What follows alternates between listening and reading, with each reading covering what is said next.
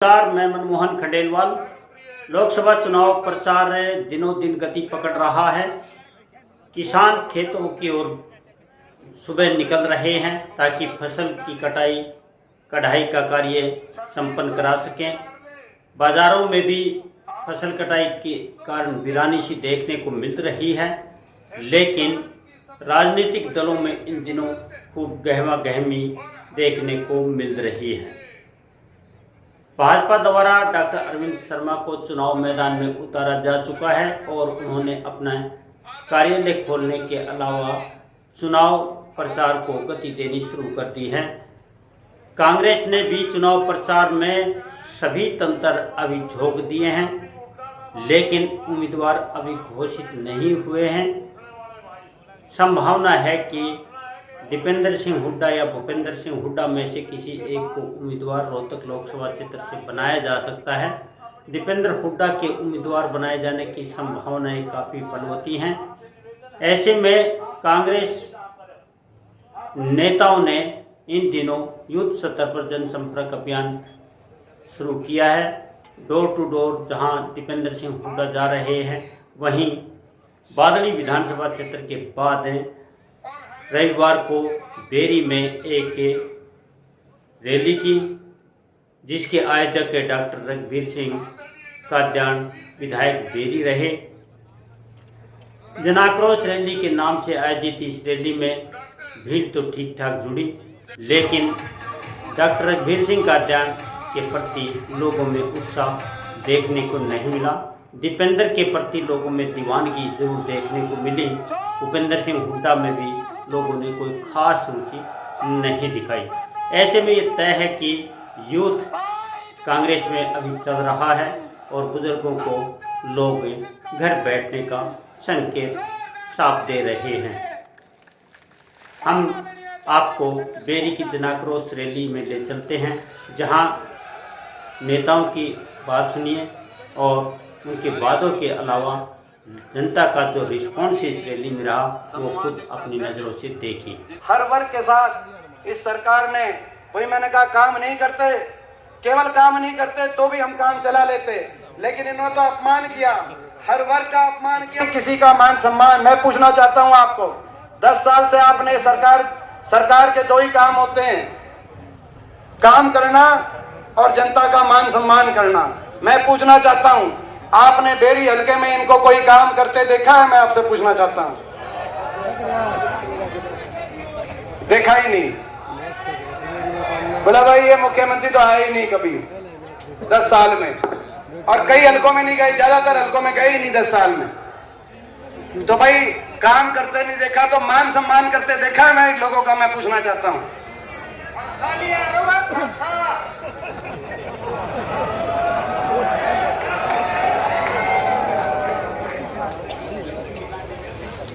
ये कह रहे कि आए थे बेरी में, कॉलेज उठ के गए थे, एक ईंट भी नहीं लगी, ना डीकेले कॉलेज की लगी। जिस दिन भाई मैं आपको कहना चाहता हूँ, 4 महीने की बात है, सरकार आपकी आएगी और भाई जो है नवंबर के महीने में दोनों कॉलेज का जो है आधारशिला रखाने का काम करेंगे हम, बेरी का भी और डीगल का भी। मतलब ना काम किया, ना मान सम्मान किया, और इसीलिए न्याय की लड़ाई लड़ रहे हैं।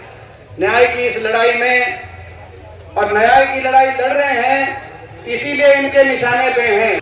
रोहतक की लोकसभा सीट केवल एक सांसद की लड़ाई यहाँ नहीं लड़ रहे, ये बड़ी लड़ाई लड़ रहे हैं। जिस दिन यहाँ का फैसला होगा, केवल दिल्ली में एक सांसद बनाने का फैसला नहीं होगा, हरियाणा की अगली सरकार की नींव टेकने का फैसला रोहतक लोकसभा सीट करेगी। इसलिए हमें लड़ाई, इसीलिए इनके निशाने पे है, और इसीलिए चक्रव्यूह रचने का इन्होंने पिछली बार भी काम किया, इसीलिए इस सीट से हमें रोकने के लिए इस बार भी चक्रव्यूह रचने का ये काम करेंगे। मैं आपसे पूछना चाहता हूं, उस चक्रव्यूह तोड़ने के लिए, उस लड़ाई में आपका साथ और आपका पूरा आशीर्वाद। देखो, एक अकेला लड़ाई नहीं लड़ सकता, एक अकेला लड़ाई नहीं लड़ सकता। इसके पास बहुत कुछ है, बीजेपी के पास बहुत कुछ है, बहुत पैसा है। इन्होंने ऐसे ऐसे दफ्तर खोल लिए पूरे देश में, ऐसे ना कॉलेज खोले ना अस्पताल खोले, जैसे मैं समझता ऐसे ऐसे दफ्तर खोल लिए इन्होंने। पैसा बहुत है, धन बल इनके पास है, मीडिया बल इनके पास है, सत्ता बल इनके पास है, सरकारी तंत्र बल इनके पास है, और इनसे लड़ने के लिए मेरे पास कुछ है तो आपका आशीर्वाद है। उस आशीर्वाद में कभी मत छोड़ना। 5% बढ़ाने का एक ही रास्ता है। जौन सा गांव का बाहर जा रहा है, कितने कोई नजफगढ़ में, कितने कोई नांगलोई में, कितने कोई द्वारका में, और कोई एक आधा कोई ऑस्ट्रेलिया और अमेरिका भी जा रहा है, उसमें भी बुला लियो भाई।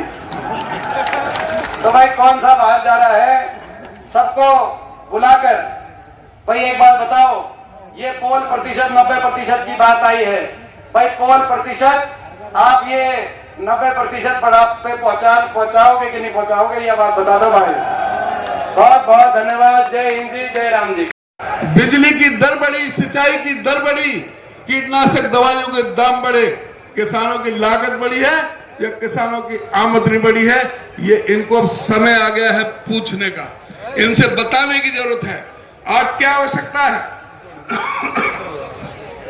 कि हमारे नेता राहुल गांधी जी ने पूरे देश में 4000 किलोमीटर पैदल यात्रा करके, 6000 किलोमीटर सड़क से यात्रा करके, 10,000 किलोमीटर की यात्रा करके जो जनता का दुख दर्द था, जो जनता की मांगे थी, आज उनको उन्होंने न्याय पत्र के में नंबर 1 था पूरे देश में। आज 10 साल के बाद भारतीय जनता पार्टी सरकार रही 5 साल, फिर ये ठग बंधन रहा, ठगी का बंधन था, ये गठबंधन नहीं था, ठग बंधन रहा। कहां पहुंच गया हमारा हरियाणा? आज हमारा पहुंच गया नंबर 1 की चीज में, बेरोजगारी में, महंगाई में, अपराध में। और भाई आप हर चीज समझ सकते हो, खेल और खिलाड़ियों की आप देख लो, हमारी बहन बेटियों का क्या हाल हुआ, किस प्रकार से हमारी पहलवान बेटियों का। अरे जो प्रदेश जय जवान जय किसान जय पहलवान के नाम से जाना चाहता था, ना आज किसान की हुक्कत है, ना जवान की है, ना पहलवानों की है। ये परिस्थिति है। आज दुष्यंत के भाई का मैं बयान पढ़ रहा था कि भाई अब तो राज जो है, जो मुख्यमंत्री है ना नायब सिंह सैनी, उनके लिए, अरे ये तो नाम का मुख्यमंत्री भाई, डम्मी मुख्यमंत्री है, इसके बस का कुछ नहीं है।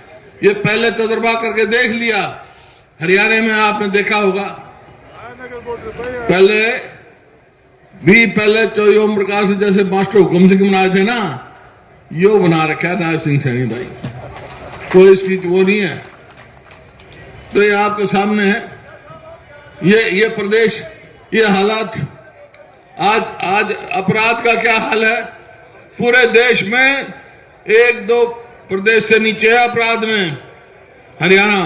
अरे बेरी का देख लो, 4 व्यापारियों को यहां मिल चुका है। अभी बताया मेरे को, किसी को धमकी दे देते, इतने पैसे दो, कहीं गोहाना में, कभी सापला में, कभी बेरी में, कभी कहीं, कभी रोज ऐसी खबरें आते हैं। एक डर का माहौल बनाया हुआ है प्रदेश में, और ऐसा लगता है कि प्रदेश में सरकार नाम की चीज ही कोई नहीं। तो कहां जाएंगे वे हमारे लोग? नौकरियां देख लो, 2 लाख हरियाणा में 2 लाख पक्की नौकरी खाली है। और ये क्या करेंगे? एक वो बना दिया 4 के हरियाणा कौशल विकास रोजगार निगम। क्या उसका काम है भाई? उसका काम यह है कि कच्ची नौकरी बकाओ, ना उसकी पेंशन होगी, ना होगी 6 महीने में घर आएगा, ना रिजर्वेशन है, ना कोई मेरिट है, लूट की दुकान है। और पकड़े गए करोड़ों रुपए, उनके दफ्तर से पकड़े गए करोड़ों रुपए, हरियाणा पब्लिक सर्विस कमीशन के दफ्तर से पकड़े गए। जो ये खिलवाड़ हमारे युवाओं के भविष्य के साथ आज हरियाणा में हो रहा है, ये कोई अच्छा काम नहीं हो रहा। इस बात की टीस है मेरे को। इसी बात से मैंने फैसला किया कि मैं अपने लोगों के पास जाऊं, उनसे पूछूं कि भाई समय आ गया है, इनसे टक्कर ले लूं मैं भाई, साथ दोगे? ये तो हरियाणा की बात थी भाई। ये बेरी की और मेरी बात सुन लो, मेरा हक भी पड़ा है कि नहीं पड़ा है? फिर तो फिर ये जो कह रहे थे चौधरी देवान जी कि भाई बेरी में कलोई से ज्यादा वोटों से जीतना चाहिए, इसकी चर्चा करूं, लेकिन एक बात जरूर है, हम क्यों कह रहे हैं ये, क्यों टीस है? टीस यही है ना कि ये जैसा दीपेंद्र जी ने कहा कि ये खाली सांसद का इलेक्शन नहीं है, यहां का इलेक्शन फैसला करेगा अगली हरियाणा में सरकार किसकी बननी है, ये फैसला करेगा, खाली सांसद के लिए शायद। और अब ये भी पूछ सकते हैं आपसे लोग, आप जाओगे तो भाई थारी सरकार बन गई हरियाणा में, तब क्या करोगे? तो मैं तो 4-5 बात कह रहा हूं भाई, बाकी लंबी बात नहीं कहता। अगर हमारी सरकार बनेगी तो सबसे पहला काम हम करेंगे, अपने बुजुर्गों की पेंशन 6,000 रुपए करेंगे, बूढ़े के 6,000 बूढ़े के और 6,000 बुढ़िया के, ठीक है? और भाई ये सब जो है रोटी जो है सिलेंडर पर पोए हैं, ये हमारी माताएं बैठी हैं, बहन बेटियां, तो सिलेंडर की कीमत सरकार बनने पे 500 रुपए से ज्यादा नहीं होगी भाई। और जैसा उदयवान जी ने कहा स्वास्थ्य के लिए 25 लाख तक, वो तो सारा घोषणा पत्र आपने पढ़ा होगा। और सरकार बनने के बाद 2 लाख जो नौकरी खाली पड़ी है ना, पक्की नौकरी, सबको वो नौकरी देंगे भाई। ये सरकार तो बाहर वालों को देती है। और इस सरकार ने हमने 100-100 गज के प्लॉट, लाखों प्लॉट दिए गरीब आदमी को, दलित को और बैकवर्ड क्लास को। भाई सरकार ने एक प्लॉट कहीं दिया हो, स्कीमें बंद कर दी। वाह, सरकार आएगी तो हम फिर सबको प्लॉट देंगे भाई, मकान बना के देंगे उनको, गरीब आदमी को, उनका हक है।